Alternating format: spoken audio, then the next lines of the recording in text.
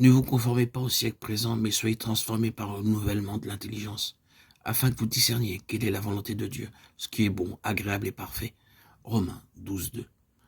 Par ce verset, il nous est dit une fois de plus que Dieu peut sauver notre intelligence en la renouvelant à cette position d'où elle peut discerner quelle est la volonté de Dieu, ce qui est bon, agréable et parfait. Avez-vous jamais pensé à ce qui vient d'être dit? Une intelligence renouvelée peut réellement discerner quelle est la volonté de Dieu, ce qui est bon, agréable et parfait.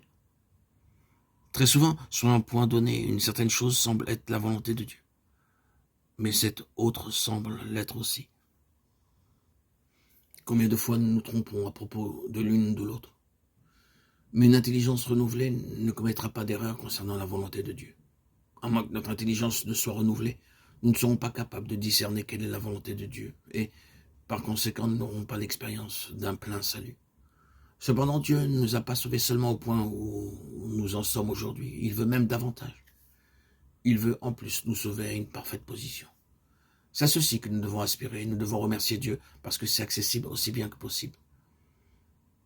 Nous renversons les raisonnements et toute hauteur qui s'élève contre la connaissance de Dieu et nous amenons toute pensée captive à l'obéissance de Christ.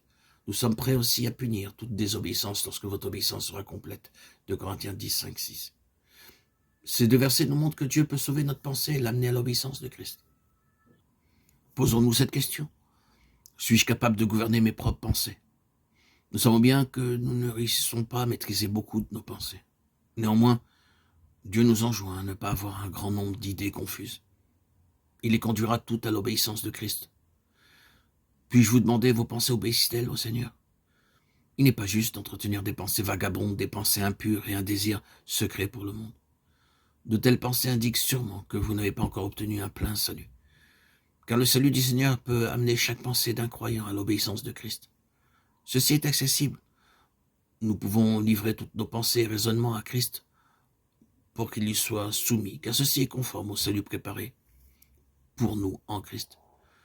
Dieu ne nous sauve pas seulement pour aller au ciel en nous donnant la vie éternelle, il veut aussi sauver notre être intérieur en amenant toutes nos pensées à l'obéissance de Christ. Louons le Seigneur parce que ceci n'est pas seulement possible, mais aussi accessible. Il peut nous sauver au plus haut degré.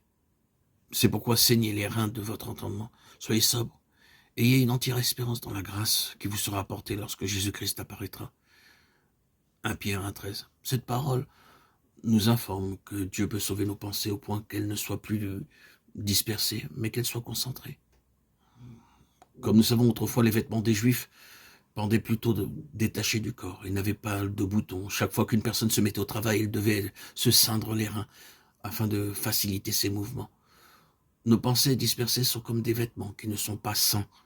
Cependant, Dieu peut rassembler nos pensées dispersées comme une personne saine, sereine.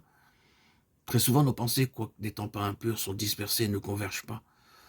Dans la prière, dans l'étude de la parole de Dieu, notre entendement vague, livré à lui-même. Nos pensées ne sont peut-être pas mauvaises, mais même des pensées bonnes et de bon goût ne sont pas conçues au bon moment.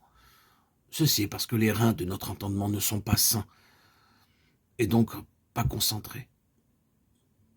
Pourtant, Dieu peut maîtriser notre entendement et faire converger nos pensées.